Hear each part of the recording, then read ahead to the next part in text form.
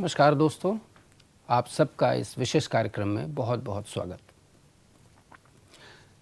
बहुत बार ऐसा लगता है कि हम बहुत कुछ जानते हैं, लेकिन जब हम आगे बढ़ते हैं तो लगता है नहीं, अभी हमें बहुत कुछ नहीं पता। जानना, समझना, उसके लिए जीवन पर्याप्त नहीं। अगर आपको सब कुछ जान लेना है तो एक जीवन भी पर्याप्त नहीं। सब कुछ जान लेने के लिए अपने बड़ों से, अपने माता पिता से, अपने सद्गुरु से और सत्संग से हम सब कुछ पा सकते हैं और अपने जीवन को सफल बना सकते हैं। लेकिन उसके लिए हमें समय देना होता है और बड़े ही धैर्य के साथ उन बातों का हृदयंगम करना होता है, उन बातों को समझना होता है जिन बातों के द्वारा ये जीवन सफल होता है।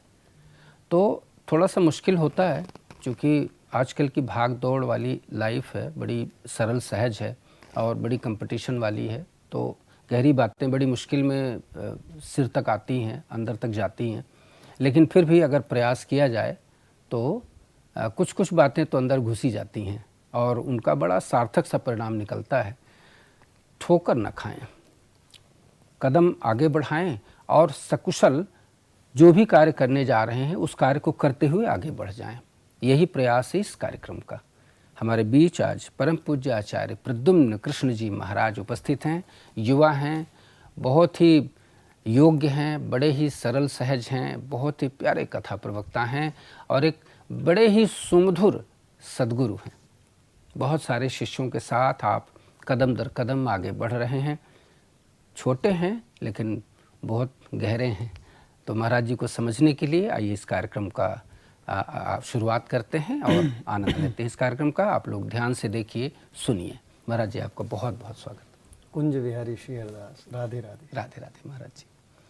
तो महाराज जी, वैसे तो आपके बचपन का नाम कुछ और है ना, ऐसा कुछ आप बता रहे थे? बिल्कुल बिल्कुल। तो वो नाम किसने रखा था आपका? वो नाम हमारे माता जी थी। अच्छा। तो जब हम स्कूल जाने के लिए जाते थे तो 2-4-5 दिन तो ऐसे गए, तो फिर वहाँ नाम पूछते हैं ना कि कोई आज अब्सेंट है कि प्रेजेंट है। जी जी जी। तो ऐसे नाम आया तो हमारा कोई नाम ही नहीं था। क्योंकि पहले ऐसा था जब हम पढ़ते थे कि कुछ दिन बच्चा ट्राई करने जाता था, नाम नहीं लिखा जाता था। फिर जब 10-15 दिन रेगुलर आने लग जाता था स्कूल, तब फिर उसके घर के गार्जियन आते थे, तब उसका नाम लिखा जाता था। तो उसी दौरान जिस दिन हमारा नाम लिखा जाना था स्कूल में, तो हमारे ताऊ जी आए थे। अच्छा। तो ताऊ जी हमारे बोले कि हम इनका नाम आकाश रखते हैं। अच्छा। तो हमारा नाम उसी दिन फिर हमारे ताऊ जी ही गए उस दिन।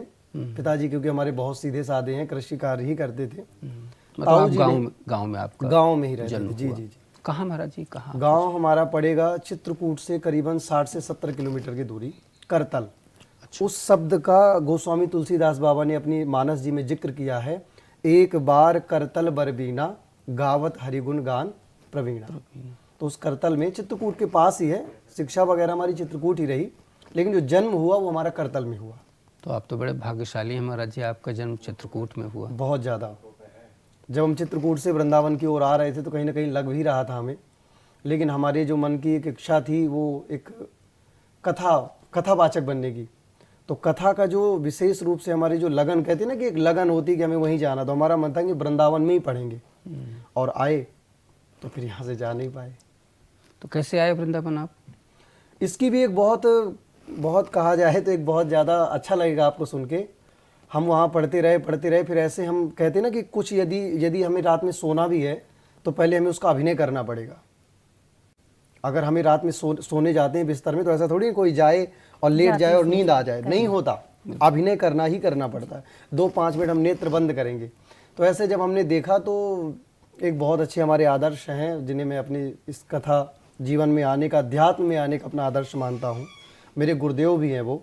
तो मैं उनको देखा करता था, तो वो उस समय आते थे टीवी चैनल पे। कौन है महाराज जी? उनका नाम है मेरे प्राण आधार है, मैं कैसे बताऊँ। वो उनकी बिहारी जी में सेवा भी है। उसी परंपरा में फिर आकर मैंने नामदान दीक्षा भी लिया। परम श्रद्धेय आचार्य प्रातस्मरणीय पूज्य श्री गौरव कृष्ण गोस्वामी जी महाराज। अरे वाह।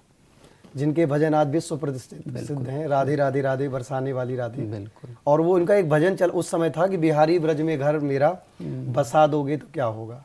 तो जैसे सोने से पूर्व व्यक्ति अभिनय करता है ना, तो ऐसे हम भी पटुआ डाल करके एक अभिनय करते थे कि कथावाचक बनना है तो पहले ऐसे पटुआ डाल के फिर ऐसे मतलब लोगों को वहीं सुनाना। तो मंदाकिनी के किनारे वहीं तुलसीदास बाबा का घाट है, तो वहीं हम बैठ जाते थे और मंदाकिनी मैया को ऐसे ऐसे करके सुनाते थे कथा, जो कि किया जाता है। तो अभिनय एकदम ऐसा बैठ गया कि अब तो बस यही बनना है, अब तो बस कुछ भी करना पड़े। कहते हैं ना, होनहार बिरवान के होत चीकने बस, तो बचपन में ही लग गया। हाँ, कि लग गया बस, धर्मगुरु बनेंगे। और माता जी राम रक्षा स्तोत्र का पाठ, रामचरितमानस का पाठ, फिर हमारी दादी जी, परंपरा तो थी ही। सीधी बात है कि जैसा बच्चा देखेगा वैसा करेगा। और आजकल के माता पिता क्या करते हैं, बोलते हैं ऐसा मत करो, उठ जाओ, स्वयं नहीं उठ रहे हैं, स्वयं नहीं कर रहे हैं। बिल्कुल। लेकिन बच्चा जो देखेगा वो मानेगा, सुझाव नहीं मानता बच्चा। तो हमारी माता जी, हम देखते थे उनको सुबह से मंदाकिनी जी किनारे, हमारा घर आज भी है चित्रकूट के पास में, तो जाया करती थी कभी कभी अमावस और पूर्णमासी चित्रकूट की परिक्रमा कामता नाथ जी की तो करती थी। रामचरितमानस पढ़ना, तो वो सब संस्कार आते गए।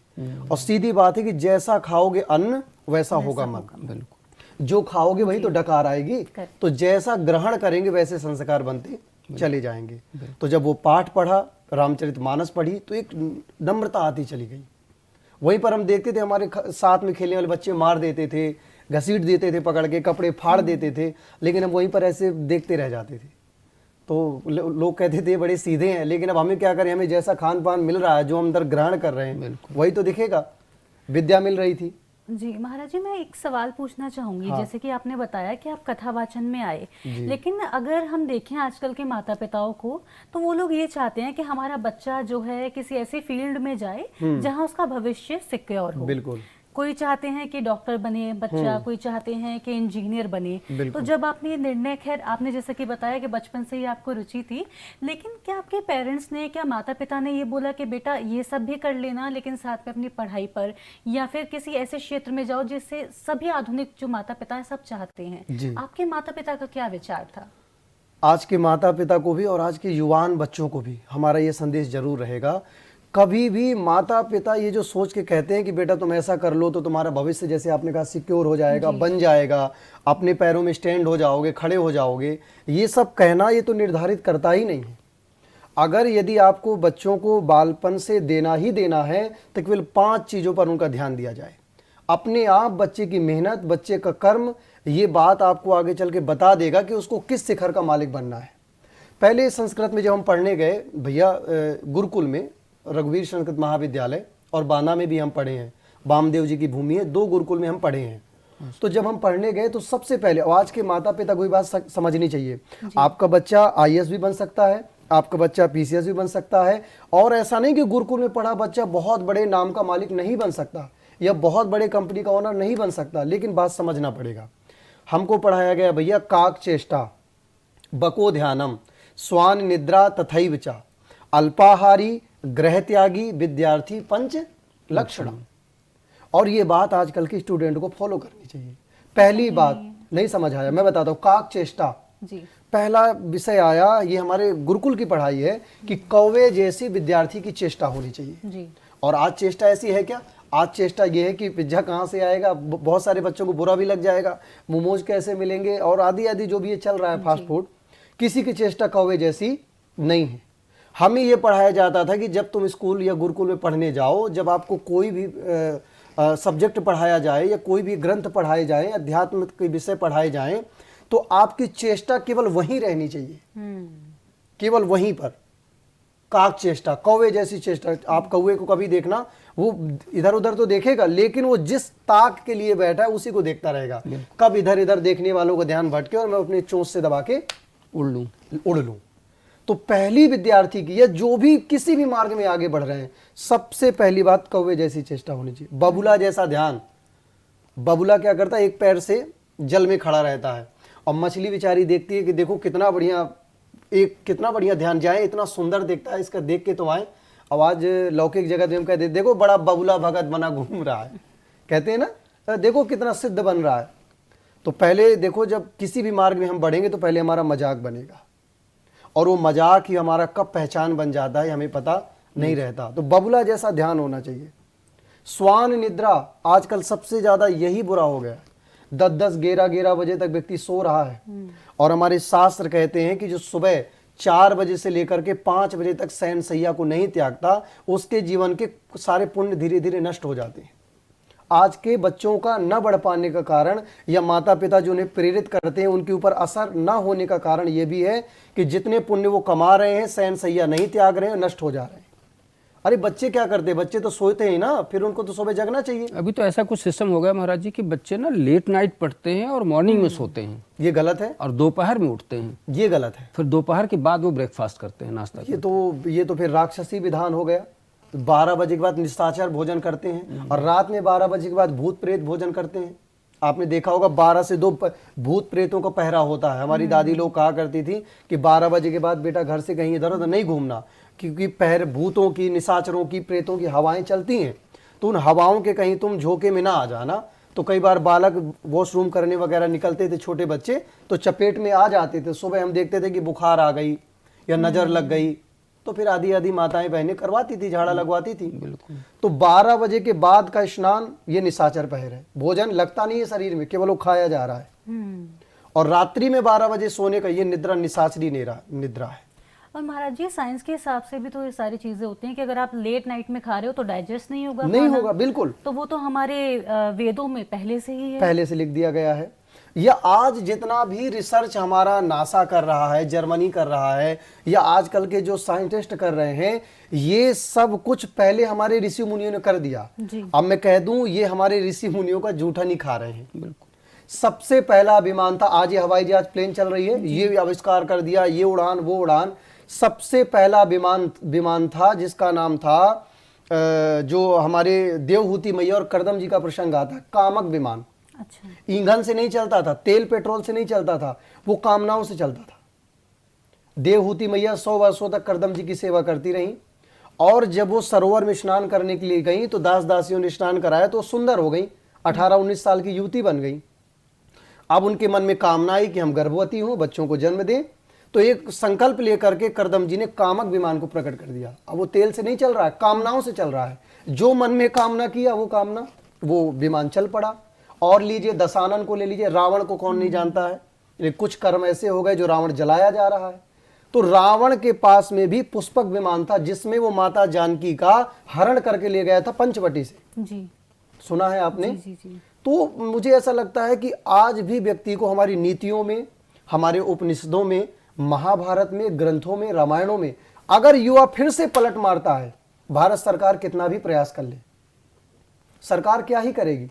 जो संविधान के अनुरूप जो कार्य हैं उनको बता देगी कि ऐसा करो या ऐसा करो। संविधान के खिलाफ सरकार भी नहीं जा रही है। लेकिन हमारी भारत सरकार से भी ये अपील है कि कहीं ना कहीं जब वो अपनी संसद में बैठ रहे हैं या जब वो अपने संविधान को लेकर के कहीं भी अपना उद्बोधन दे रहे हैं, तो उनको, आज के युवान को, आज के यूथ को यदि हमें सक्रिय रखना है तो फिर से मैं एक निवेदन करता हूं कि हमें अपने धर्म ग्रंथों के प्रति जागरूकता देनी चाहिए। बिल्कुल। हमने कई बार देखा है बहन जी कि जब हम पढ़ते थे तो कहीं ना कहीं चैप्टर गीता जी के एक श्लोक का आता था, हमने खूब पढ़ा है। हमारे गुरुदेव पढ़ाया करते थे, जब हम भोजन इंटरवल होता है, आज जिसको हम बोलते हैं लंच ब्रेकफास्ट या लंच बोलेंगे, दोपहर वाला, तो जब हम करने जाते थे तो वहां पर सबसे पहले हमारे जो गुरुदेव थे या सर थे, मैम थी, वो आती थी, सारे बच्चों से कहती थी अपना अपना आप भोजन जो लाएं रखिए और सबसे पहले हाथ जोड़िए, और फिर एक प्रार्थना होती थी, अन्न ग्रहण करने से पहले विचार मन में करना है। और एक गीता जी का श्लोक पढ़ाया जाता था, कर्मण्येवाधिकारस्ते मा फलेषु कदाचन, कि तू कर्म कर लेकिन तू फल की चिंता ना कर। लेकिन आज क्या किया जाता है, बेटा तू बस कमाने लायक बन जा। तो आज का बच्चा अपने माता पिता के संस्कार भी भूल गया, माता पिता को सम्मान देना भी भूल गया। क्यों? क्योंकि न तो उसके जीवन में धर्म रहा न कर्म रहा। और आज भी बेटा देख लो कैसे कैसे जगहों में घूम रहा है। रात में 12 बजे आता है, यदि माँ पूछ लेती है कहाँ गया था, बिटिया से पूछ लेती कहाँ गई थी, तो घरों में क्लेश जैसी स्थितियां मच जाती हैं। अगर वो माता पिता या भारत सरकार कुछ ऐसे चैप्टर्स लागू कर देती आज के स्कूलों में, आज की यूनिवर्सिटियों में, आज के कॉलेज में, तो जब बालक या बालिकाएं कुछ गलत रास्ते पर जाती तो धर्म उनके पैरों पर बेड़ियां डाल देते कि ये गलत है, ये गलत मार्ग है, माता पिता से यदि दूर जाओगे तो बिखर जाओगे, किसी काम के नहीं बचोगे। महाराज जी आपने श्वान निद्रा तक बताया, उसके बाद? हाँ देखो बात कट गई। कोई नहीं महाराज जी। श्वान निद्रा तथैचा आज एक और बहुत बड़ी समस्या बन रही है पिछले कुछ सालों से।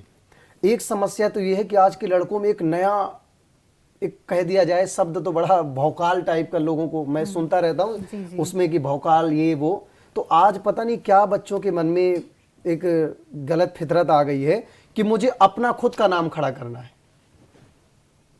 ये आपने भी सुना होगा, मैं पिताजी के अपने उससे नहीं पलना चाहता, मैं अपना खुद का कुछ करना चाहता हूँ, अपना नाम स्टैंड करना चाहता हूँ।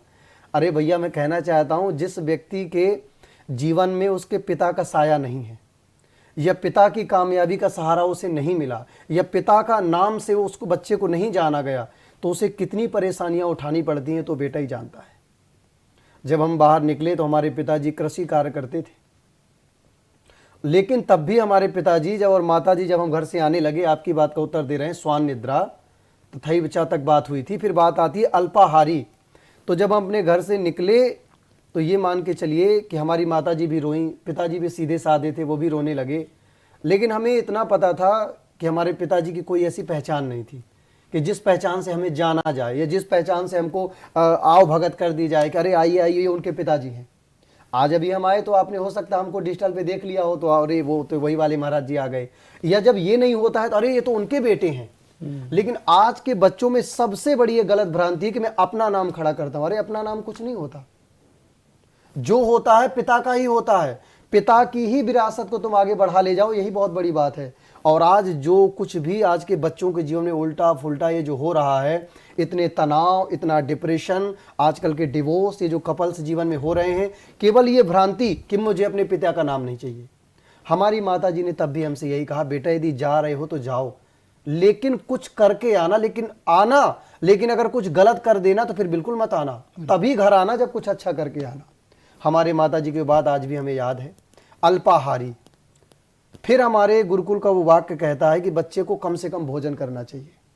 अल्पाहारी कम भोजन करेगा तो उसकी मेधा शक्ति बहुत तीव्र रहेगी, अच्छा पढ़ेगा, ज़्यादा आजूल फजूल की बातों में ध्यान नहीं देगा। और आजकल जो ज़्यादा भोजन कर लेते हैं केवल और केवल अपने फ़ोन में दिन भर समय, आलस्य का प्रमाद है बहुत भोजन करना। और ग्रह त्यागी, ग्रह को त्याग देना भी कहा है। एक समय के बाद मैं कहता हूं 15 से 18 साल तक बच्चों को इतना मजबूत बना दीजिए भैया, इतना मजबूत बना दीजिए कि जब वो अपने बाहर निकले तो वो गलत रास्तों में ना पड़ जाए, गलत संगति में ना पड़ जाए। जब वो ग्रह त्यागे तो किस चीज के लिए उसने ग्रह को त्यागा है, क्या बनने के लिए उसने घर को त्यागा है, अपने माँ बाप की इज्जत को कहाँ ले जाना है, यही वो टाइम होता है। ये बात पर विशेष फोकस करना चाहिए। ग्रह त्यागी 18 साल से 25 साल तक बच्चा ये फिक्स कर ले मुझे किस मार्ग में आगे जाना है, और इसी मार्ग में रोग लगते हैं आजकल। जो ये प्यार का रोग है और जो ये संगति का रोग है, इश्क का रोग है, जो काम करने की उम्र है, जो नाम कमाने की उम्र है, जो आगे बढ़ने की उम्र है भैया,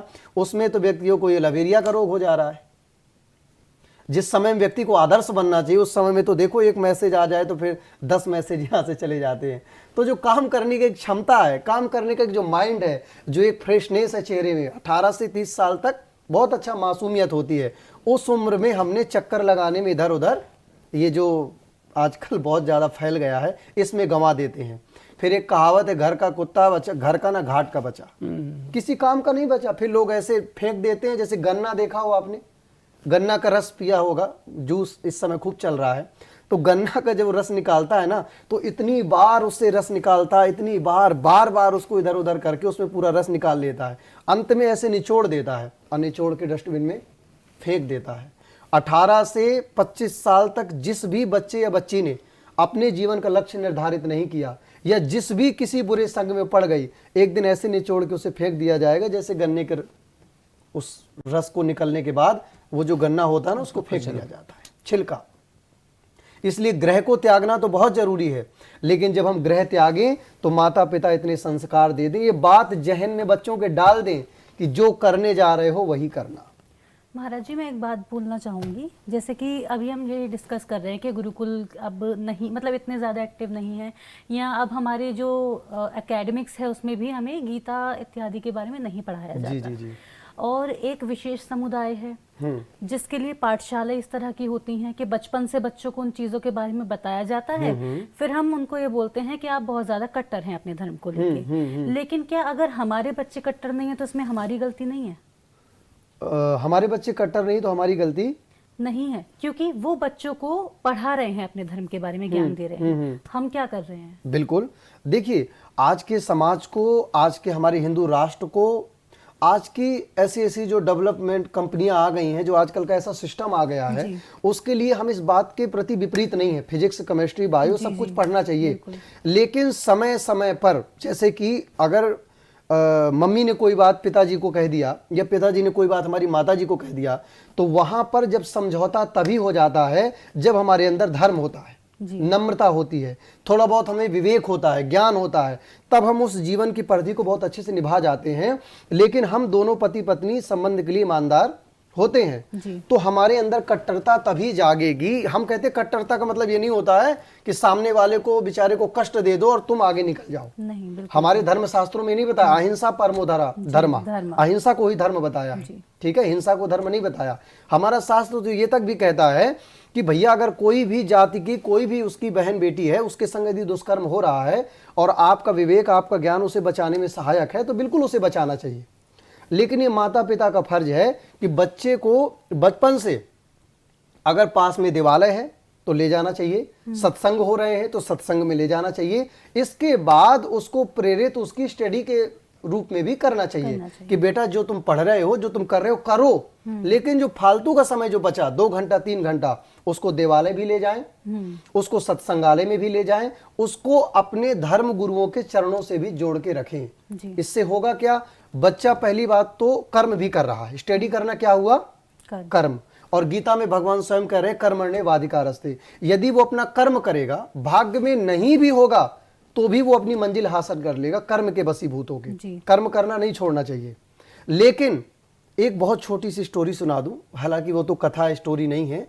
जब ऊखल बंधन की लीला आती है श्रीमद् भागवतम में, मैया यशोदा ने लाला को उखल से बांधा, 2 अंगुल की रस्सी कम पड़ गई।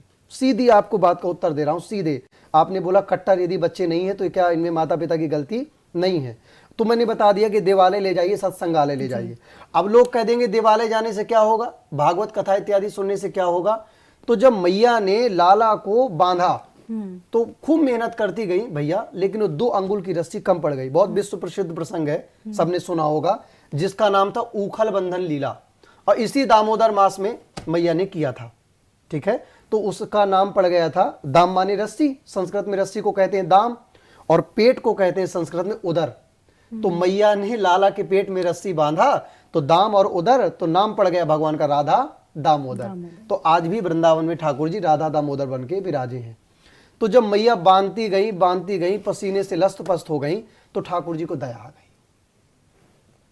तो ठाकुर जी कहते अब तो मैया लगता अब ज्यादा क्रोधित है जाएगी, कर्म तो मैया ने अपनो पूरा कर लियो। तो ठाकुर जी झट से आगे बंध गए। तो अब यहां पर एक बहुत अच्छा लॉजिक है, बात समझिएगा। मैया ने अपना कर्म तो किया, पूरा प्रयास भैया मैया ने किया, बांधती गई, अपना पूरा परिश्रम प्रयास कर लिया। लेकिन फिर बात आती है कृपा की। एक बहुत अच्छा भाव मैंने सुना था, एक बार मोबाइल चला रहा था, रील में हमारे आया, तो मैं अपने दर्शकों को, वैष्णवों को कहना चाहूंगा, ये बहुत अच्छी बात है। तो उसमें एक पंक्ति है बहन जी, उसमें बहुत अच्छी पंक्ति है कि परिश्रम करे कोई कितना भी, लेकिन जो आजकल के बच्चे कहते हैं कि सब कुछ अरे मेहनत का ही होता है, मेहनत करो तो सब हो जाता है। तो बहुत अच्छे कोई कवि की पंक्ति थी, अब मुझे वो नाम तो नहीं यहाँ पर याद आ रहा, लेकिन वो शब्द जरूर याद आ रहे हैं। और मैं कहूँ तो एक बार थोड़ा सा वो धुन भी मैं गुनगुना के बता दूं। वो ऐसा था भाव, परिश्रम करे कोई कितना भी, लेकिन कृपा के बिना काम बनता नहीं है। परिश्रम करे कोई कितना भी, लेकिन कृपा के बिना काम चलता नहीं है। तो आज का युवा या जो भी लोग हैं, कितना भी परिश्रम कर ले, कृपा के बिन काम नहीं चलेगा। वो कृपा कहाँ से मिलेगी? वो कृपा मंदिर से मिलेगी, वो कृपा देवालय से मिलेगी। कहते हैं कि जिस जगह पर रोज व्यक्ति जाता है, एक दिन वो वैसा बन जाता है, या जिसको रोज देखता है, जिसका जैसा आइडल होगा, जिसका जैसा आदर्श होगा, वो व्यक्ति वैसा बन जाएगा जी। तो यदि बच्चे कट्टर नहीं है तो आपकी बात बिल्कुल सत्य है, माता पिता को ही श्रेय जाता है।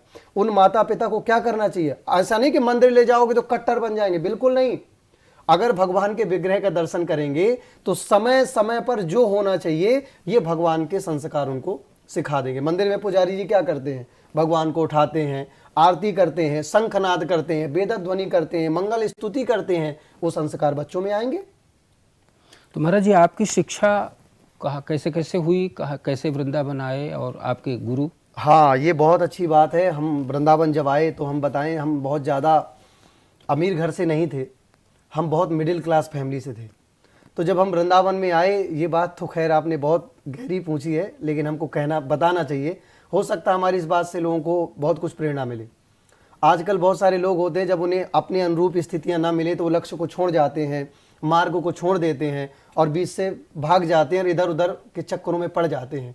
जब हम भैया वृंदावन में आए तो हमें कोई एक भैया है, वो लेकर के वृंदावन आए चित्रकूट से। यहाँ 2 दिन उन्होंने रखा और इसके बाद वो अपने कार्य क्षेत्र में व्यस्त हो गए।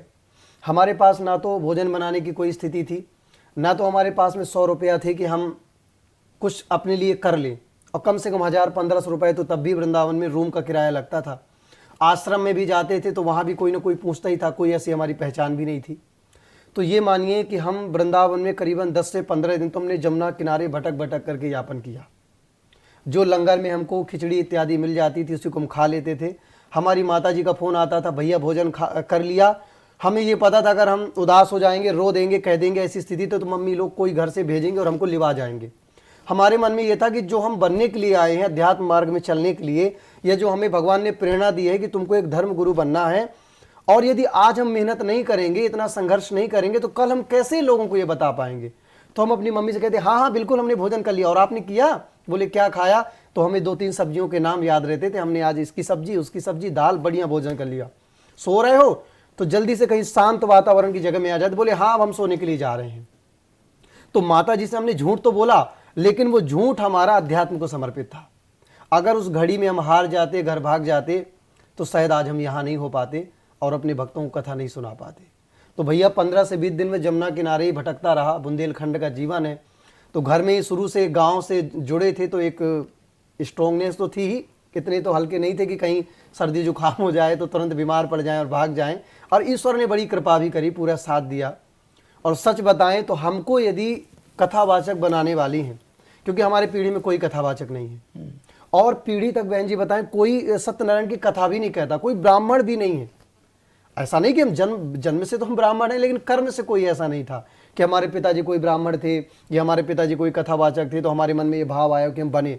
ये तो हमको ईश्वरीय प्रेरणा हुई है भगवान के यहाँ से। हमारे मान के चलिए कामतानाथ जी ने हमने प्रेरणा करी कि हमें कथावाचक बनना है, और हम निकल आए। और गुरु आपके? हमारे गुरुदेव रहे, जैसा कि मैंने नाम लिया, बार बार क्या ही नाम लें, उनका तो यही नाम काफ़ी है, राधे राधे राधे, बरसाने वाली राधे। हमने इनको अपना आदर्श माना, और जब भी हम मिले गुरुदेव भगवान से, जब हमारी दीक्षा हुई, तो हमसे उन्होंने एक ही बात कही थी कि लाला मूल को मत छोड़ियो। उन्होंने क्या कहा? मूल, यानी मूल भागवत जी को मत छोड़ियो लाला, मूल को अध्ययन करते रहियो।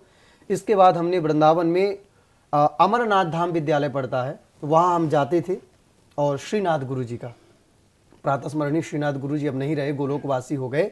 हम उनके विद्यालय जाते थे, और वहाँ जैसे सब बच्चे पढ़ते हैं लाइन में बैठ करके हम पढ़ते थे।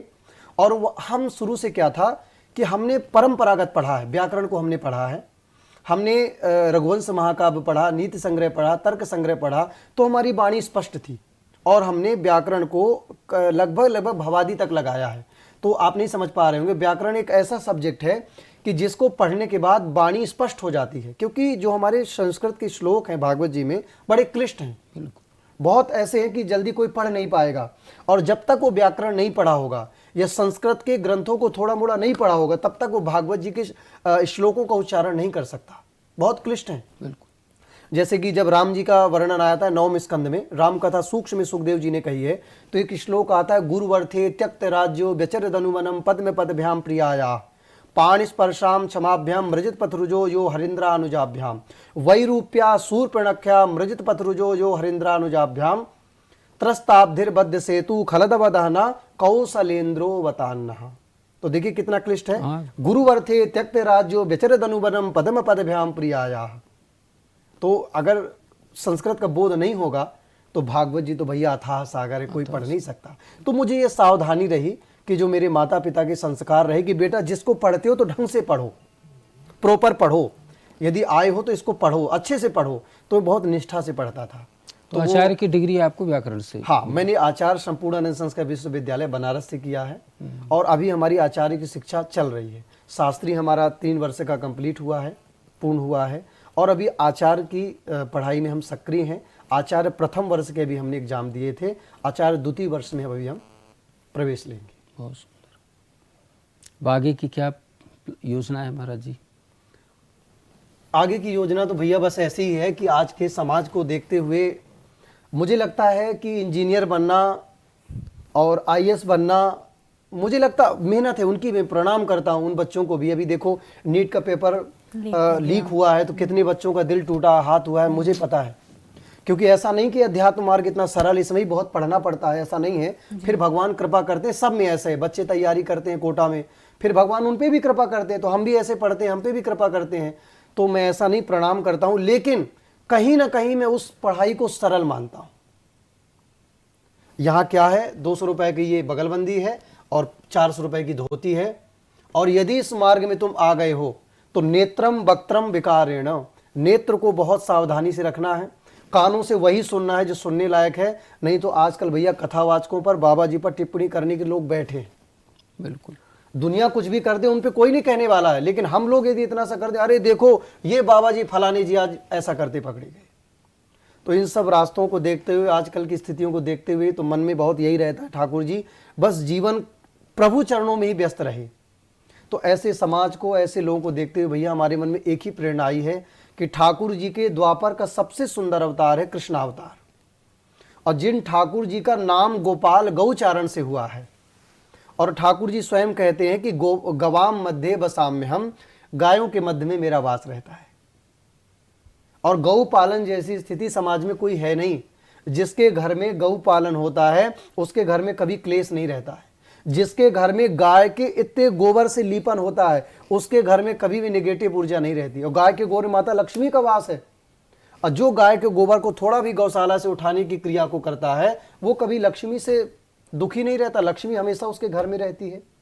तो तरुण भैया हमारे मन में बस यही एक भाव आया है कि इस जीवन में थोड़ा जीवन हो गया, अध्यात्म मार्ग में कोई उम्र नहीं होती है, यहाँ तो एक ज्ञान की अपनी एक उम्र है। मेरे जीवन के 2 ही लक्ष्य हैं। पहला लक्ष्य तो यही है कि जिसके लिए हमारे आदि गुरु शंकराचार्य पीठ पर विराजमान, हमारे ज्योतिष पीठ वाले शंकराचार्य भगवान गाय माता के लिए कट्टर लड़ाई लड़ रहे हैं कि गाय माता राष्ट्र माता होनी चाहिए। उनके नियमों को या उनकी कही हुई वाणी को अगर हमारे अंदर ही उसका प्रभाव नहीं पड़ा तो आम जनमानस पर क्या पड़ेगा। बिल्कुल, अगर आप नहीं पाल पाते तो हम कथावाचक लोग पाल रहे हैं, या जितने भी हमारे बड़े कथावाचक गौशाला बना रखे हैं, तो इनसे ऐसा थोड़ी नहीं कि लाभ नहीं हो रहा है। कितने लोग जो गौ सेवा नहीं कर पा रहे हैं उनकी गौशालाओं पर सेवा करते हैं और उनका लाभ उनके जीवन में हो रहा है। अब कई लोग कह देंगे कैसे लाभ होगा। अब एक छोटा सा लॉजिक बताता हूं। जैसे आपके सुपुत्र या आपकी सुपुत्री लंदन में बैठी हैं और आपको उनके अकाउंट में पैसा डालना है, तो आप इंडिया से डालेंगे और वहां पर उनके अकाउंट में पहुंच जाएगा। इसी प्रकार आप जिसके नाम से या जिस किसी उद्देश्य से या जिस भावना से आप जो भी सेवा करेंगे, और विशेष रूप से गौ माता की और मंदिर की सेवा जिस उद्देश्य से करेंगे, सीधे उसके खाते में पुण्य ट्रांसफर हो जाएगा। तो हमारे जीवन का उद्देश्य है कि जितनी हो सके 100, 200, 500, 1000, जितनी गौ माता हो सके, जितनी उनके बछड़े भी होंगे, नंदी भी होंगे, एक बढ़िया सुंदर और बहुत ही हरे भरे वातावरण से सुसज्जित एक गौशाला बने। ये हमारे जीवन की हार्दिक इच्छा है और उसके लिए हम प्रयासरत हैं। हम सच्ची बताएं, हमें जो दक्षिणा मिलती भी है, पहली बात तो हम कोई दक्षिणा कथा की लेते नहीं है, जो भी हमारे परिकर का खर्चा आता है वही लगता है। हमें जो भी दक्षिणा मिलती है, अगर हमारे खर्चे से हम ज़्यादा खर्च, हमारा कोई खर्चा है ही नहीं, बस ये वस्त्र होते हैं और वही साग सब्जी जो भी भोजन प्रसादी है वही हम भोजन करते हैं, क्योंकि ऐसे हमारे संस्कार हैं। ना हमें शॉपिंग का शौक है, ना हमें बड़ी गाड़ियों का शौक है, ना हमें बड़े घर का शौक है, लेकिन हमें इसका शौक है कि एक गाय भवन जरूर बने, एक गौ माता का मंदिर जरूर बने। उसी मंदिर में हम भी अपनी छोटी सी एक कमरा 10 बाई 10 का बना लें, उसी में हम अपना जीवन निर्वाहन कर लेंगे। लेकिन उस गौ के लिए जो भी हमें करना पड़ेगा, उस गौशाला के लिए, उस मंदिर के लिए हम करेंगे। तो हमें अगर दक्षिणा मान के चलिए 51,000 रुपए आपने खुशी से दे दिया, तो हम अपने जीवन में 10,000 रुपए लेंगे और 40,000 रुपए आज भी हम रख लेते हैं या जमा कर देते हैं किसी भी अकाउंट में अपने। किसी का मतलब ऐसा कोई ना समझ जाए कि हमारे बहुत अकाउंट हैं, जो भी हमारे पास अकाउंट है उसमें डाल देते हैं कि जब भी थोड़ा थोड़ा इकट्ठा हो जाएगा तब हम भूमि लेके और गैया मैया की सेवा करेंगे। और मंदिर का भी आपने कहा हाँ, एक हमारे ठाकुर जी, अब आप ये कहेंगे कृपा बिहारी क्या है। हम जब अपने जीवन में हमारे ठाकुर जी की सेवा आई बाल रूप में, तो हमें किसी ने नाम दिया, संत भगवान ने, श्री कृपा बिहारी सरकार। उन्हीं के प्रेरणा से आज जो दास बोल पा रहा है, उन्हीं के प्रेरणा से हम कुछ कह पा रहे हैं और उन्हीं के प्रेरणा से इस प्रद्युम्न को, दास को जाना जा रहा है। तो हमने अपने ठाकुर जी के ही नाम से इस परिवार को अपने बनाया है, श्री कृपा बिहारी भागवत परिवार।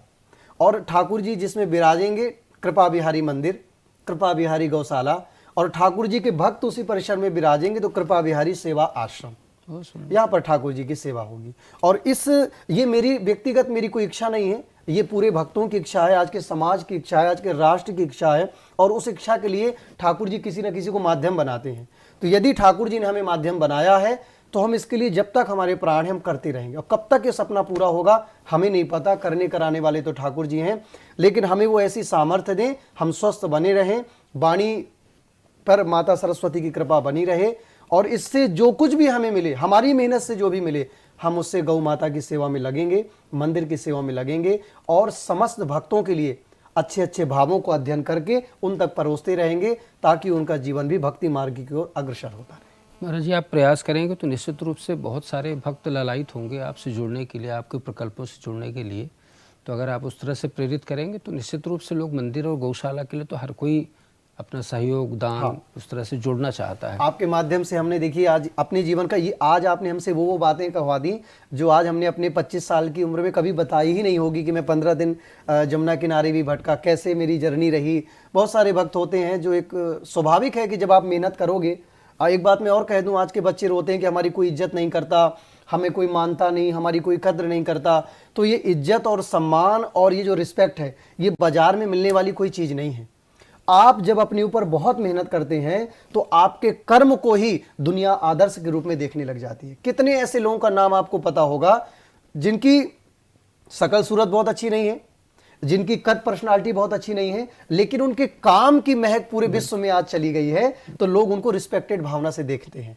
जिसको ये लगता है कि हमारा भी नाम हो, हमारी भी पहचान हो, हमको भी लोग रिस्पेक्टेड दृष्टि से देखें, तो उन्हें कम से कम अपने जीवन में अपने माता पिता की सेवा तो करनी चाहिए, समाज की सबकी सेवा नम्रता तो रखनी चाहिए, लेकिन उन्हें बहुत मेहनत करनी चाहिए। अगर आज आपकी जी कहते हैं ना, कुछ पाने के लिए कुछ खोना पड़ता है, और कुछ नहीं, मैं कहता हूँ बहुत कुछ खोना पड़ता है। आपने इतना संघर्ष किया तो आज भगवान आपको दे भी रहे हैं। बहुत कृपा ईश्वर की। और अगर हम प्रसन्न हैं, और अपनी प्रसन्नता का कारण किसी और में मत ढूंढिए, कि वो आप रिमोट थोड़ी हो कि कोई आपको उदास करके चला गया तो अब उसके डिप्रेशन में बैठ गया। अरे आपका कंट्रोल प्रभु से होना चाहिए। आप अपने मन को ऐसा बनाइए कि सुबह के अपना 2 माला तो सबको करनी चाहिए। मेरा एक नियम है कि चाहे 4 बज जाएं चाहे 6 बज जाएं, मेरी शाम की एक क्रिया है। अब मैं यहाँ से पहुँचूंगा वृंदावन, पहुँचते पहुँचते चाहे मुझे रात हो जाए, चाहे आंधी आए, चाहे पानी आए, लेकिन मैं अपनी वो क्रिया पूरी करूँगा। एक नियम बना लीजिए अपने जीवन में कि मुझे 10 मिनट, जिस प्रभु ने इतना सुंदर जीवन दिया, बताइए उसने आपको बनाने में कोई कमी छोड़ी? इतनी सुंदर नाक दी, इतनी सुंदर 2 नेत्र दिए, इतने बढ़िया कान दिए, इतना बढ़िया सुंदर शरीर दिया, तो आप बताइए जब उसने आपको बनाने में कोई कमी नहीं छोड़ी तो आप उसके ध्यान में क्यों कमी छोड़ते हो? परमात्मा का लिया गया पवित्र नाम कभी भी जीवन से व्यर्थ नहीं जाता। महाराज जी, लोग या फिर हम मतलब आज की जनरेशन जिनकी भी बात करें, उनसे अगर हम बोलें कि आप प्रभु का नाम लो या माला जप करो, तो सबका ऐसा एक्सक्यूज रहता है कि समय नहीं मिल पाता, हम लोग बिजी रहते हैं। फिर क्या करना चाहिए? समय नहीं मिल पाता मतलब जिसने आपको इतना सुंदर समय दे दिया। अच्छा एक बात बताइए, आज आप जिस जॉब में बैठे हो किसके कारण बैठे हो? प्रभु के कारण। जिसने इतना सुंदर समय ला दिया, हे भगवान, मुझे तो लगता वो इंसान ही नहीं है। क्या उसके अंदर बिल्कुल मानवता खत्म हो गई क्या?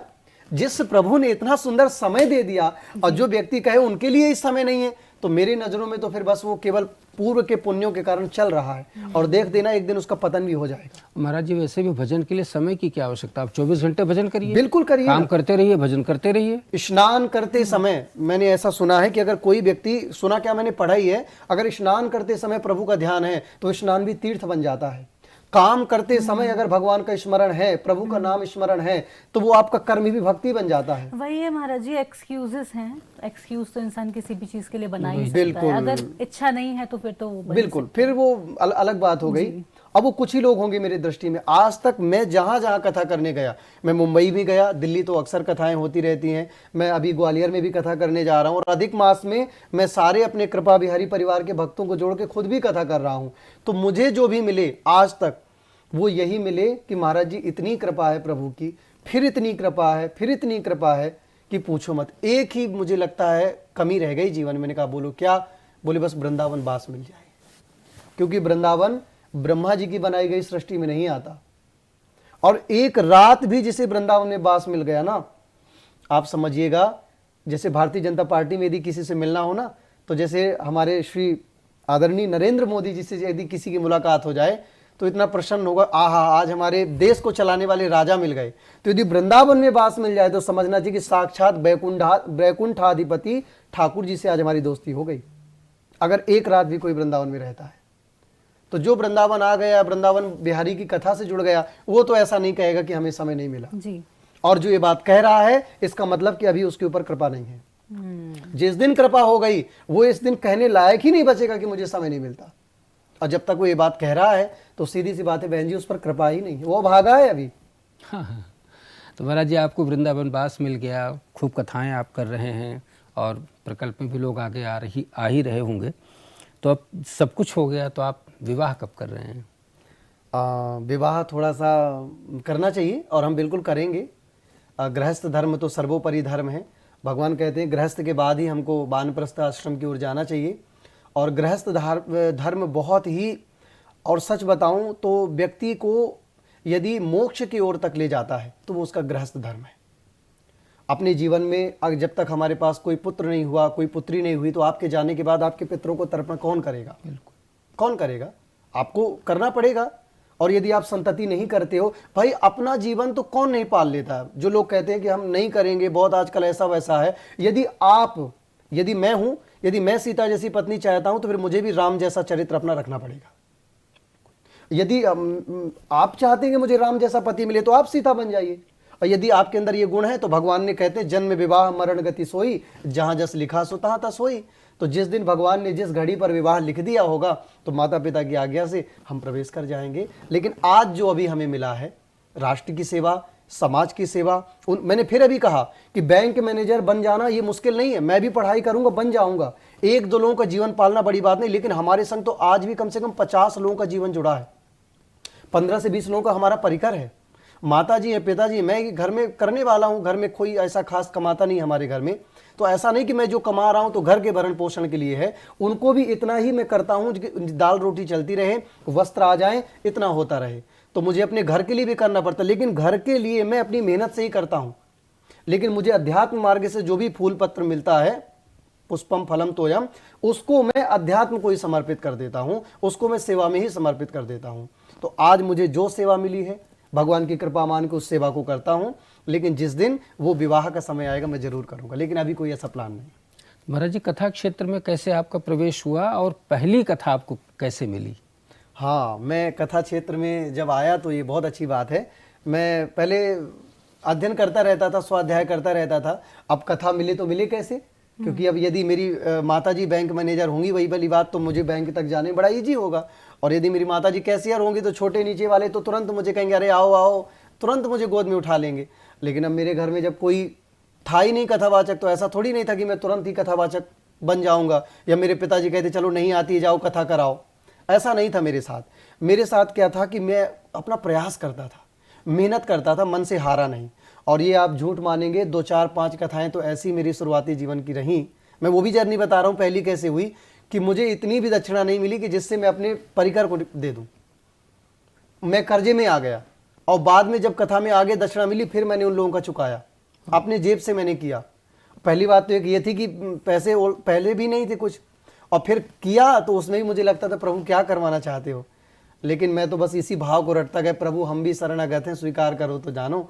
लगे रहे लगे रहे लगे रहे, लेकिन आज ठाकुर जी सब धीरे धीरे मंगल कर रहे हैं। तो पहली कथा ऐसी रही हमारे जीवन की कि मैं बनारस के 80 घाट पर संध्या बंदन कर रहा था। अब वो बहुत बड़े उद्योगपति हैं, उनका नाम लेना ठीक नहीं रहेगा क्योंकि हम लोग बैठे हैं, लेकिन मैं गुप्त रूप से बताता हूँ कि जब मैं संध्या वंदन कर रहा था तो अचानक से बस यही सोच रहा था कि पता नहीं कथाएं तो हो जाती हैं लेकिन इतना भी कुछ नहीं मिलता है, कम से कम इतना तो मिल जाए कि ठाकुर जी के लिए सब सिस्टम चलता रहे, अच्छे से सुसज्जित रूप से होता रहे। तो ऐसे मैं सोच रहा था, संध्या वंदन कर रहा था, तो एक अचानक से महापुरुष ही मैं उन्हें बोलूँगा, ठाकुर जी ने किसी को भेज दिया और वो मिले मुझे। तो उनके माध्यम से मुझे एक परम पूज्य प्रातः स्मरणीय गोलोकवासी एक संत मिले जिनका वृंदावन में आश्रम है, श्री वृंदावन दास जी महाराज। उन्होंने मुझे ऐसे अपना लिया जैसे कोई उनका सुपुत्र हो, धर्म का बिछुड़ गया हो। मैं उस आश्रम में कभी रहा नहीं, मैं उस आश्रम में कभी पढ़ा नहीं, लेकिन उन महाराज जी ने मेरे ऊपर अहेतु की कृपा कर दी और मुझसे बोले कि आपको कथा करनी है। मैं कोई कथा नहीं किया था। प्रथम कथा मेरी गोधूलीपुरम में श्रीधाम वृंदावन महाराज जी की सानिध्यता में हुई। फिर वहीं से जो बनारस में महापुरुष मिले, उन्होंने मुझे सीधे उठा करके दिल्ली में ले आए और मेरी कथा मुझे याद है 13 फरवरी 2023 में दिल्ली के सेक्टर 24 पर हुई थी। बहुत भव्य रूप से कथा हुई और आज भी वो कथा पड़ी है। और फिर उन्हीं के द्वारा अभी कथा पूर्व में हमारी जनवरी में हुई है और वो कथा टीवी चैनल पर प्रसारित भी हुई थी। उसमें मैं आया भी था महाराज। जी, आप बिल्कुल आप आए हुए थे, उस कथा में आप आए थे और तभी से फिर मुझे पीछे मुड़ के नहीं देखना पड़ा। मैं ये कहना चाहता हूँ कि रास्ते चाहे जितने कठिन हो, लेकिन अपने मन में डर का बीज न बोने देना। ये मैं कहना चाहूँगा आज के युवाओं से, जिनके पीछे ना माता का हाथ है, ना पिता का हाथ है, कोई सपोर्ट नहीं है, उनके लिए ये बात मैं कहूँगा, अपने मन में डर का बीज न बोने देना, स्वयं संजोए सपने को हरगिज न खोने देना।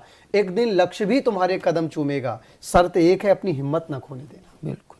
महाराज जी, जैसे युवाओं के बारे में अभी आपने बोला तो मैं एक सवाल पूछना चाहूंगी कि क्या जैसे अभी का जो युवा है बहुत एंजाइटी, डिप्रेशन, इन सारी चीज़ों से जूझ रहा है, परेशानी चल रही है, लेकिन क्या भागवत कथा में कोई ऐसा सॉल्यूशन है उन लोगों के लिए? बिल्कुल है। मैं आपको लॉजिक बताता हूँ। यदि आप अभी जा रही हैं, रास्ते से निकली हैं, आपको किसी ने अपशब्द बोला, मान के चलिए गाली दे दिया, तो आप यदि वो गाली देगा तो आपका मन अशांत होगा या नहीं होगा? जी। आप गाली देगा तो गाली तुरंत प्रभाव किया, और गाली कहां से जा रही है? इन्हीं कानों से। और कथा भी कहां से जाती है? इन्हीं कानों से। तो जैसे गाली सुनने से मन अशांत हो जाता है, ठीक इसी प्रकार कथा में आने के बाद, कथा सुनने के बाद मन शांत हो जाता है और सारे रास्ते धीरे धीरे खुलते चले जाते हैं। तो ऐसे एंजाइटी और डिप्रेशन से बिल्कुल कथा में आना चाहिए। जिनकी वाणी अच्छी लगती हो, हम तो कहते हैं कथा बिल्कुल सुनना चाहिए। कथा कोई ये नहीं कि तुम्हारे व्यापार को बढ़ा दे, वो तो भागवत जी तो कल्प वृक्ष है, जो कल्पना करोगे मिलेगा। जो लोग कहते हैं अरे कथा में क्या, भैया कथा में ही सब कुछ है।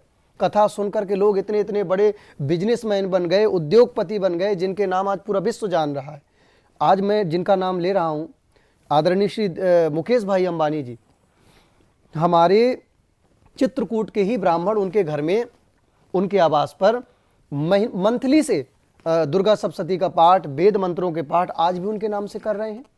एक कोई ऐसा सफल व्यक्ति बता दीजिए जो कथा, सत्संग, धर्म से बिना जुड़े हुए सफल हो गया हो। या जो हो गए हैं वो तो या तो फिर जुए इत्यादि में है और कुछ दिन में डूब जाते हैं। ये लोग 4 दिन की चांदनी है।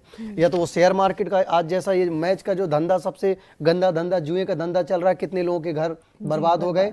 कल ही मैंने अभी एक घटना सुन रहा था भैया कि एक व्यक्ति आया, बोले गुरुजी मैंने मैच में जुए में पैसा लगाया और हार गया। बोले मेरे पिताजी का रोड किनारे खेत था 50 लाख का और मैं आज हार गया, रो रहा था। तो मैंने मन में सोचा कि अब ये व्यक्ति जिंदगी भर पैसा कमाए और जिंदगी भर पैसा कमाए, लेकिन तब भी वो खेत जो इसने बेच दिया अब वो खरीद नहीं पाएगा। तो यदि किसी को सफल होना है, सच में सफल होना है, कि अपने मरने के बाद भी वो आदर्श नीति अपनी छोड़ जाए, तो उसको अध्यात्म मार्ग स्वीकार कर लेना चाहिए और फिर कर्म भी करना चाहिए। भगवान कहते हैं ऐसा नहीं कि अब तुमको भूख लगी है और तुम कह दो भगवान आके खिला जाए, हाथ से उठा के खाना तो पड़ेगा। तो ये क्या हुआ? कर्म।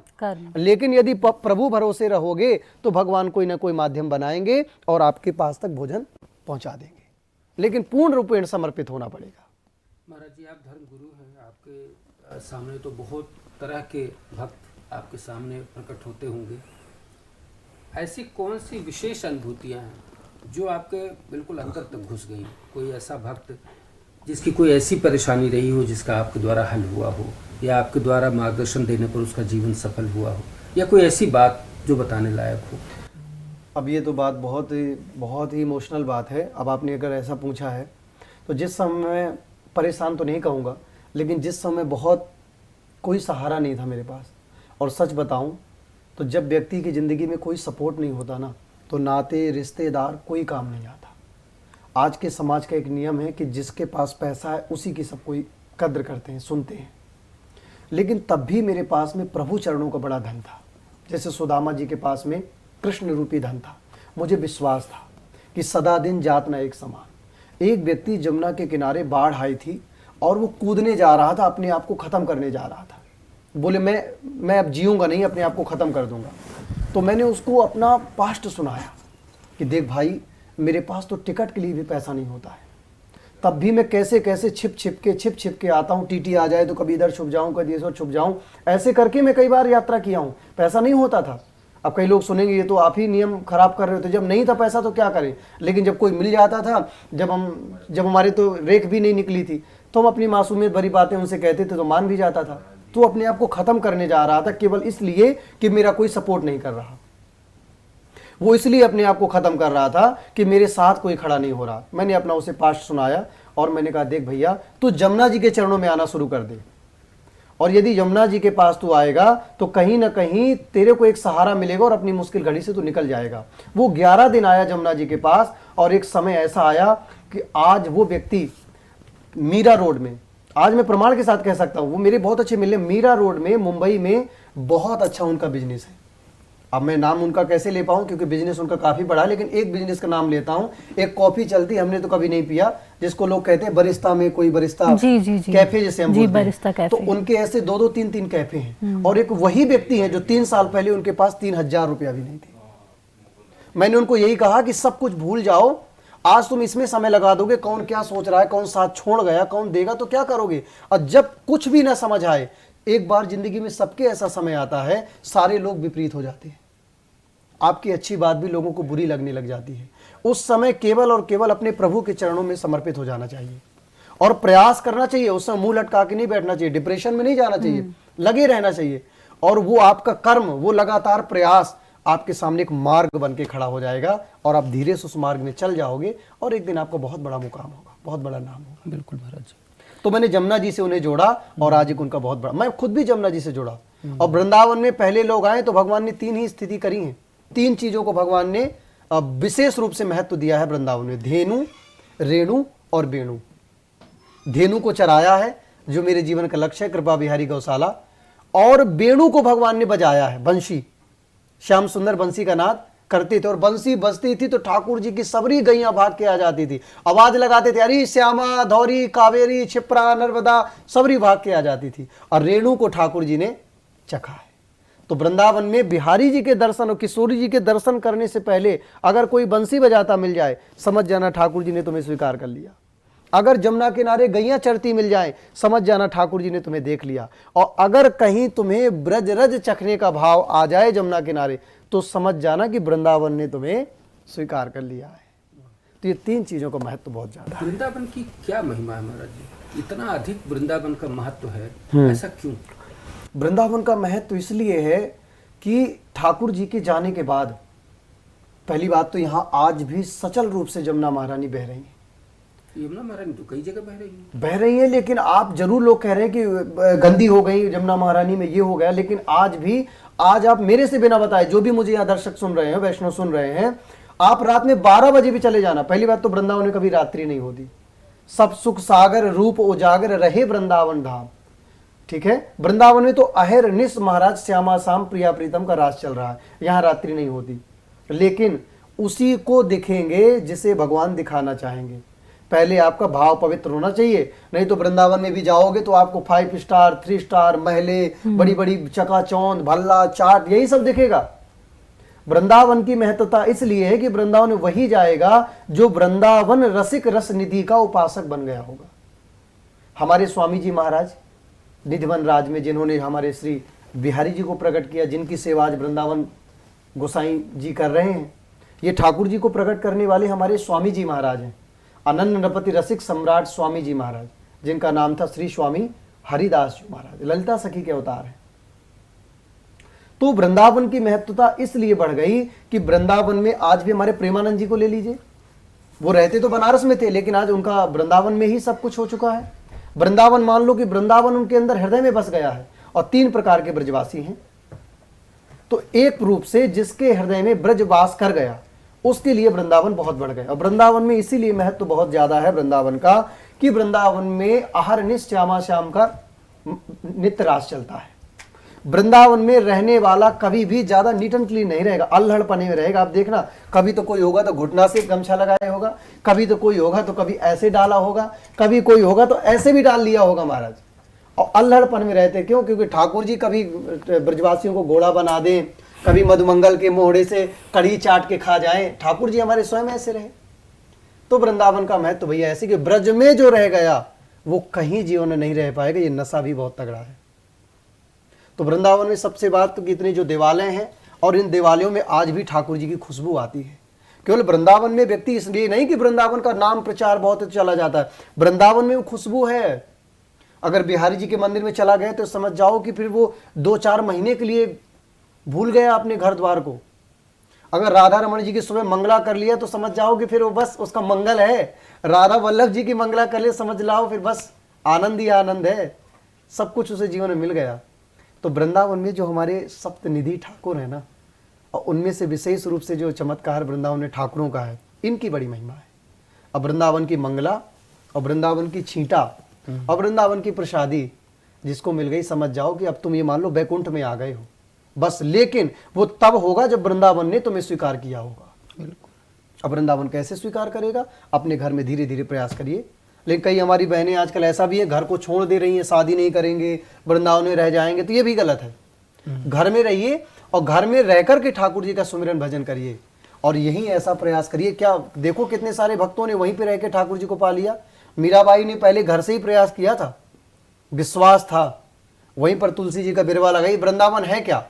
वृंदा यानी तुलसी, और तुलसी से सुसज्जित जो वन है वो वृंदावन है। तो तुलसा महारानी की सेवा करिए और ठाकुर जी की अपनी सेवायत रहिए, ठाकुर जी का बाल रूप रखिए जिस किसी में भी निष्ठा हो, और देखिएगा ठाकुर जी वृंदावन घर में ना बना दें तो कहिएगा। लेकिन माता पिता को कष्ट में छोड़ के, विवाह ना करके वृंदावन में आ जाना, ये भी कहीं ना कहीं मेरे हिसाब से पाप है। महाराज जी, इससे संबंधित ना एक मेरे मन में प्रश्न आ रहा था। जैसे कि आपने कहा बहुत खूबसूरत हमें वृंदावन में लगता है जब हम जाते हैं, लेकिन आजकल ना रील्स का ट्रेंड बहुत ज्यादा हो गया है। तो जब लोग वृंदावन जाते हैं, जो लड़कियां जाती हैं, लड़के जाते हैं, वो राधा रानी के यहाँ गोपी ड्रेस में तैयार होकर के वहां पर फोटो शूट्स करा रहे होते हैं। तो मुझे ऐसा लगता है कि कहीं ना कहीं जो प्योरिटी है वृंदावन की, जो रॉनेस है, जहाँ हम जा रहे हैं, तो हमें अपने लुक्स को लेकर मुझे ऐसा लगता है कि मैं क्या ये देखने जा रही हूँ कि मैं कैसी लगूं। मुझे तो प्रभु को देखने जाना है, मुझे उनके दर्शन करने, अपने दर्शन देने तो नहीं जा रही हूँ ना। बिल्कुल। तो मुझे थोड़ा सा इसको बताइए कि ये जो रील कल्चर बन गया है, ये कहाँ तक ठीक आपको लगता है, और अगर ऐसा है भी तो किन बातों को ध्यान में रखें? ये बहुत बड़ा अपराध है। पहली बात तो वृंदावन में सजने संवरने का अधिकार तो केवल हमारे श्यामा श्याम को है। नेत्रों में काजल लगाने का, अब इसमें और लहंगा, फरिया, मोर पिच, बढ़िया घाघरा, ये सब पहनने के अधिकार हमारे प्रिया प्रीतम को है। आप यदि उनकी सखी सहचरी भी बनने का प्रयास कर रही हैं तो आपको सालों साल वृंदावन रस नदी का पालन करना पड़ेगा। आजकल जो ये रील वाली जो जिंदगी हो गई, ये शॉर्टकट लाइफ है। लेकिन जैसा अनुभव आप वृंदावन से करके आओगे, वैसा ही अनुभव आपको घर में आके होगा। यदि आप गहराई का अनुभव करके आएंगे तो यहाँ भी आकर के जिंदगी शांत हो जाएगी। और यहाँ यदि आप रील बना करके केवल आ जाते हैं कि घूम लिया, भल्ला चाट खा लिए, प्रेम मंदिर चले गए, यहाँ चले गए, और सच बताऊं तो असली वृंदावन में तो कोई जा ही नहीं पाता। आजकल जो चीजें वायरल कर गई, 4 धाम हो गए, आपके प्रेम मंदिर हो गए, यही 2-4 जगहों में घूम करके रील बना के आदमी चला जाता। चंद्रोदय मंदिर चला गया ज्यादा से ज्यादा। और आज भी जो कि इतना पूरा मंदिर बनाने का प्रयास किया गया, तो वहां भी आदमी जाता है और इतना बड़ा मंदिर बन रहा है। कभी 4 धाम चला गया, कभी ज्यादा से ज्यादा प्रेम मंदिर चला गया, ज्यादा से ज्यादा इस्कॉन मंदिर चला गया। और सच में जहां वृंदावन जाना चाहिए, एक बहुत अच्छी बात है कि वृंदावन गयो नहीं, वृंदावन रज लोट्यो नहीं, क्यों न जमुना पान, ता मानुष को जीवन है ऐसे ही समान। तो वृंदावन जाए, जमुना जी का आचमन करे, रज को चखे, ठाकुर जी की वृक्ष बल्लरियों में देखे। जमुना किनारे परिक्रमा मार्ग में आज भी वृक्षों से कृष्ण कृष्ण राधा राधा की आवाज आ रही है। अब आप बात बताइए, जो रील बनाने गया वो क्या वह कभी अनुभूति कर पाएगा?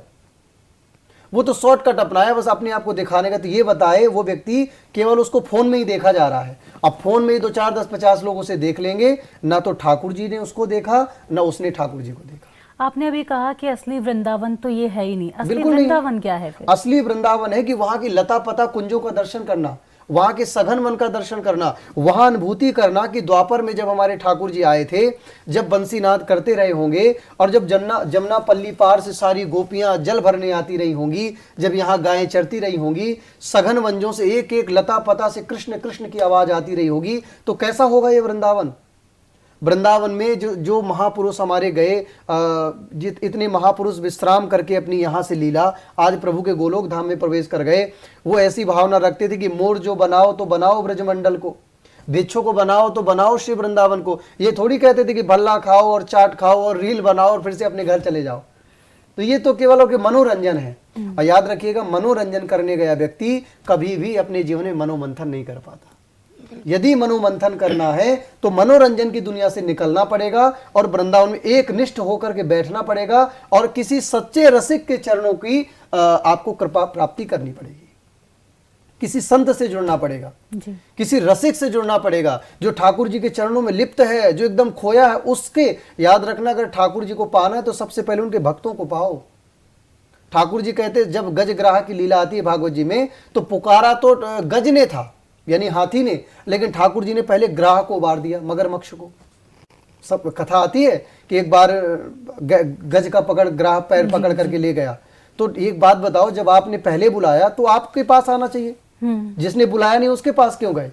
ठाकुर जी ने कहा ये तो मेरा भक्त है, इसको तो मैं कल्याण कर ही दूंगा, लेकिन जिसने मेरे भक्त के चरणों का आश्रय ले लिया है सबसे पहले मैं उसका कल्याण करूंगा। तो यदि वृंदावन चाहिए, वृंदावन में ठाकुर जी की कृपा चाहिए, ठाकुर जी का साक्षात्कार चाहिए, तो जो ठाकुर जी के चरणों में लगा हो उनके चरणों से जुड़ जाइए। चाहे वो कैसा हो, मुख में राम बगल में छुरी, ठीक है, लेकिन जिसके मुख में राम है एक दिन उसकी छुरी भी छूट जाएगी। तो जैसे हमारे गोसाई जन बिहारी जी की सेवा में है, राधा रमन के गोसाई जन वहां की सेवा में, राधा वल्लभ जी की सेवा है, इनके चरणों का आस्वादन करिए। या किसी सच्चे वैष्णव से जुड़ जाइए, या जो भागवत जी की सेवा में लगे हैं उनके चरणों से जुड़ जाइए, या गैया मैया की सेवा से जुड़ जाइए, या कोई मंदिर बन रहा है वृंदावन में तो उसकी सेवा से जुड़ जाइए। तो इन प्रकार की सेवाओं से, सीधी सी बात, किसी भक्त से जब हम जुड़ते हैं तो भक्त वत्सलता तक हमें वो पहुंचा देता है। भक्त वत्सल तो मिल जाता है। भक्त वत्सल कौन है? हमारे ठाकुर जी। आप भक्त हैं तो आपसे मैं जुड़ गया, तो भक्त के अंदर जो भक्त वत्सल बैठा है उसका साक्षात्कार तो हो ही जाएगा। तो ऐसे जीवन की हमारी शुरुआत है और यही वृंदावन है। और वृंदावन से सबको जुड़ना चाहिए, वृंदावन से नहीं 4 धामों से भी जुड़ना चाहिए, लेकिन हमें सबको मर के एक दिन जाना है। अगर जन्म सत्य है तो मृत्यु भी सत्य है, एक दिन मरना भी है। इसलिए भैया ये भाग दौड़ भरी जिंदगी में ये नाम कर लूं, इतना बड़ा ट्रेंडिंग स्टार बन जाऊं, इतना बड़ा टर्नओवर कर लूं, ये सब यहीं रखा रह जाएगा। तो महाराज जी, अगर शॉर्टकट में बिल्कुल हाँ। संक्षेप में पूछें तो एक व्यक्ति को अपने जीवन में क्या करना चाहिए कि उसका जन्म कम से कम सफल हो जाए? अगर मेरे दृष्टि से आप समझें तो उस व्यक्ति को ज़्यादा से ज़्यादा अपने जीवन में सेवा भावी होना चाहिए। सेवा भाव जब करेगा तो वो कर्म परायण जिंदगी भर बना रहेगा। आज तो लोगों की भावनाएं भी खत्म हो गई। अभी हमारे भारतीय जनता पार्टी में जुड़ी, मैं कोई पार्टी की बात नहीं कर रहा हूँ, अपर्णा यादव जी, उनके दिवंगत पति प्रतीक यादव जी का निधन हुआ। उसमें भी लोगों ने, बताइए, किसी की भावनाओं को नहीं देखा, क्या ठेस पहुंचेगी, क्या दिल में बीतेगी, उसको भी लोगों ने कंटेंट बना दिया, कंट्रोवर्सी बना दिया। ऐसा रहा, अरे भैया कम से कम उनको श्रद्धांजलि तो कर लेने दो। आजकल लोगों के अंदर भावनाएं बची नहीं है, इसलिए आज का व्यक्ति परेशान है। आज जब तक व्यक्ति के अंदर भावनाएं नहीं होंगी, दया नहीं होगी, धर्म नहीं होगा, दान नहीं होगा, तब तक वो अपने जीवन को सतमार्गगामी नहीं बनाएगा। ज्यादा से ज्यादा उस व्यक्ति को सेवा से जुड़ना चाहिए। केवल वो सेवा कर ले, ज्यादा पढ़ा नहीं है, ज्यादा लिखा नहीं है, ज्यादा व्यापार नहीं है, कुछ भी नहीं है, सेवा करे। सेवा ही परमो धर्मा। लेकिन जो सेवा से नहीं जुड़ा वो सबसे ज्यादा लोभी आपको मिलेगा। और जो लोभी होगा, हमारे शास्त्र कहते लोभा पापस्य कारणम, वो व्यक्ति पापी भी होगा। और जब वो पापी होगा तो सारे पुण्य नष्ट हो जाएंगे। और इसी प्रकार का व्यक्ति आज के दयावान लोगों के भी दिल को दुखा रहा है। मैंने जब देखा आजकल की थोड़ा सा न्यूज आ रही थी मोबाइल में, तो हमको तो लगा, देखो आजकल तो लोग मृत्यु में, भैया पहले लोग जाते थे, किसी के सुख में जाएं तो ना जाएं, लेकिन दुख में जाया करते थे। लेकिन आज दुख में भी लोग, बताइए, मुद्दा लेके बैठ जाते हैं। आजकल कोई दुख में भी सम्मिलित होने को तैयार नहीं है। सुख की तो छोड़िए, सुख में तो कोई आना भी नहीं चाहता। जल जाएगा पहले। और आजकल कोई दुख में भी आने को तैयार नहीं। ये कौन लोग हैं? ये वही लोग हैं जिनके जीवन में सेवा है, न दया है, न दान है, न धर्म है, पूरी तरह से नास्तिक हो चुके हैं। तो ऐसे व्यक्तियों को भी अगर ये अपना उद्धार करना है, यदि भगवत प्राप्ति तक जुड़ना है, तो या तो वो किसी सच्चे साधु से जुड़ जाएं, सच्चे साधक से जुड़ जाएं, या सच्चे सेवा करने वाले से जुड़ जाएं, जिसके जीवन में से अगर वो स्वयं नहीं कर सकते और यदि कर सकते हैं तो उस सेवा से जुड़ जाएं। बहुत सुंदर महाराज जी। भैया सच कह रहा हूं, जीवन में आनंद हो जाएगा और भगवत प्राप्ति का मार्ग पा लेगा। बाकी कितना बड़ा नाम बना ले, कितना बड़ा टर्नओवर बना ले, कितने बड़े बड़े लोग जिनका भैया कौन नहीं जानता था, दुनिया जानती थी, पूरा विश्व जानता था उन्हें, और जब वो गए ना तो 2 गज कठन का टुकड़ा तेरा लिबास होगा। और यहाँ जब हम जाते हैं तो अपॉइंटमेंट लेना पड़ता, फिक्स करनी पड़ती डेट, ये वो आदि आदि। लेकिन जब तुम जाओगे यहाँ से तो यदि अच्छे कर्म नहीं होंगे, अच्छे धर्म नहीं होंगे ना, तो याद रखना संकेत भी नहीं मिलेगा, बिन मुहूर्त के उठा ली जाएगी। और सब कुछ यही देखना है व्यक्ति को। और एक बात और बता दूं, जवानी में जितना भी हम पाप कर रहे हैं, दिल दुखा रहे हैं, लोगों के संग बुरा कर रहे हैं, बुढ़ापे में सब तुम्हें यही देखना है। सतयुग त्रेता द्वापर में क्या होता था कि मरने के बाद वहां मिलता था, भगवान यमराज जी करते थे, अपने कर्मों की सजा देते थे। लेकिन कलयुग में बुढ़ापे में सब यही भोगना है। इसलिए मैं हाथ जोड़ के प्रार्थना करता हूं आजकल के युवान बच्चों से कि अपने जीवन को, जवानी को ऐसा गुजारो कि बुढ़ापे में तुम्हें रोना ना पड़े।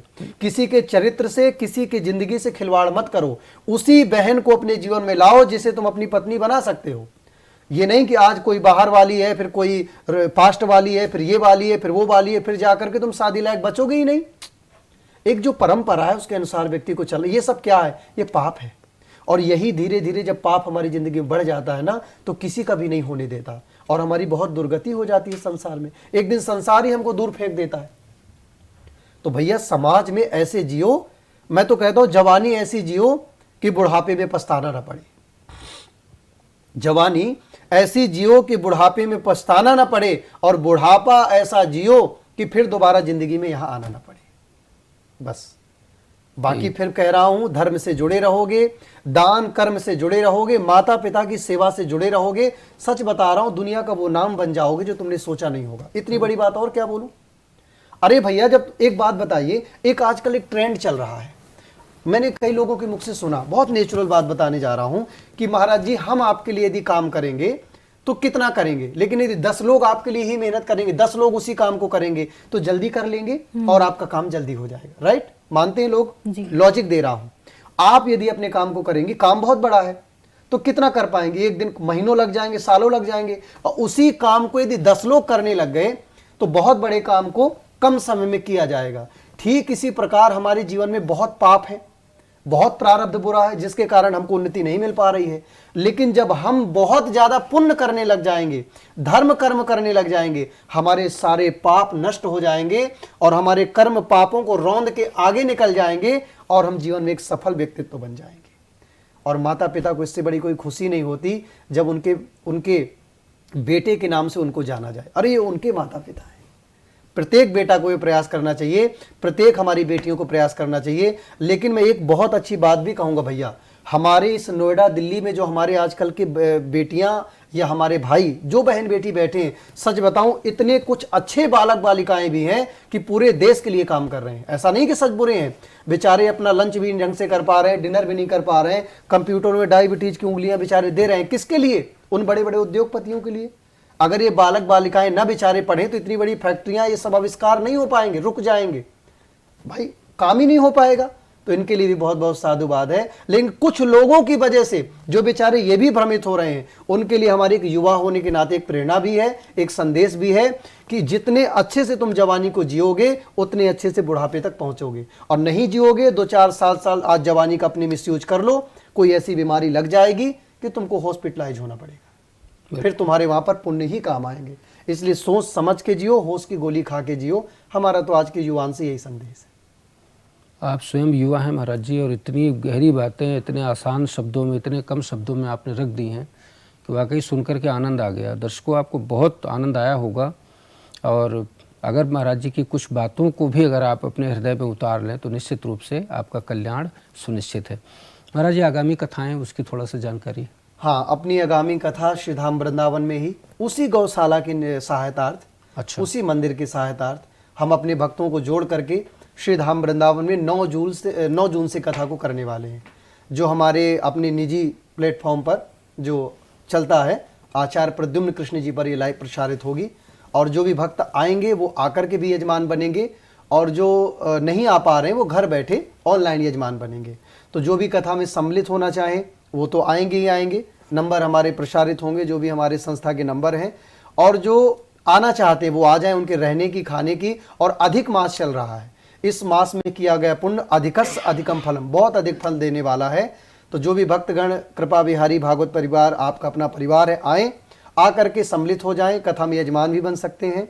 और अपने इस बनने जा रही गौशाला के लिए भूमि दान भी आप कर सकते हैं, क्योंकि अधिक मास में किया गया दान बहुत ही पुण्यदायी होता है। और जो नहीं आ पाते हैं वो 9 तारीख से ठीक सायं 4 बजे से लेकर के सायं 7:30 बजे तक कथा प्रसारित होगी हमारे चैनल प्रद्युम्न कृष्ण जी पर। तो आप सभी लोग लाइव जा करके जरूर सुने। अगली कथा महाराज जी? अगली कथा इसके बाद 11 जुलाई से दिल्ली में रहेगी, और इसके बाद फिर कथा 17 अगस्त से जो श्रावण मास में रहेगी वो हमारे ग्वालियर में रहेगी। निरंतर फिर कथाओं हाँ, का निरंतर सिलसिला? कथाएं रहेंगी। और प्रयास, कथा ही जीवन है, कथा मात्र के जीवना। जैसे अभी बहन जी ने पूछा तो हमने कहा कि गाली सुनने से मन अशांत है, कथा सुनने से मन शांत है, लेकिन जिसका जीवन ही कथा बन जाता है उसकी सारी व्यथाएं दूर हो जाती हैं। तो ना हमारे जीवन में कोई व्यथा है, ना कोई संकट है, लेकिन इतना प्रयास है। किसके लिए प्रयास है? गायों के लिए, मंदिर के लिए। मठ नहीं होंगे, मंदिर नहीं होंगी, गौशालाएं नहीं होंगे तो याद रखना बहुत दुर्गति हो जाएगी, और भारत सरकार भी भारत को विश्व गुरु नहीं बना पाएगी। इसलिए हम सबका प्रयास धीरे धीरे जरूरी है, बूंद बूंद से घड़ा भरता है। जितनी ज्यादा गौशालाएं होंगी, जितने ज्यादा गुरुकुल होंगे, जितने ज्यादा मठ मंदिर होंगे, उतनी जल्दी ही भारत सरकार भारत को विश्व गुरु बना पाएगी। तो हमारा यही प्रयास जीवन भर रहेगा जब तक हमारे प्राण है। और यदि आपको भी लगे तो आप भी अपना एक कदम इस कृपा विहारी भागवत परिवार का हिस्सा बनने में बढ़ाइएगा। बिल्कुल महाराज। बहुत आनंद आया आप सबके दर्शन करके, बहुत सारी चर्चाएं हो गई। आपसे बात करके बहुत आनंद आया महाराज जी। जय जय। और प्रार्थना है कि ये बात ऐसी चलती रहे। हाँ, प्रयास रहेगा, जब जब हमें समय रहेगा कथाओं से जरूर चर्चा करते हैं। बिल्कुल बिल्कुल। सभी वैष्णवों को सादर प्रणाम। बहुत। कुंज विहारी श्री हरिदास। श्री हरिदास।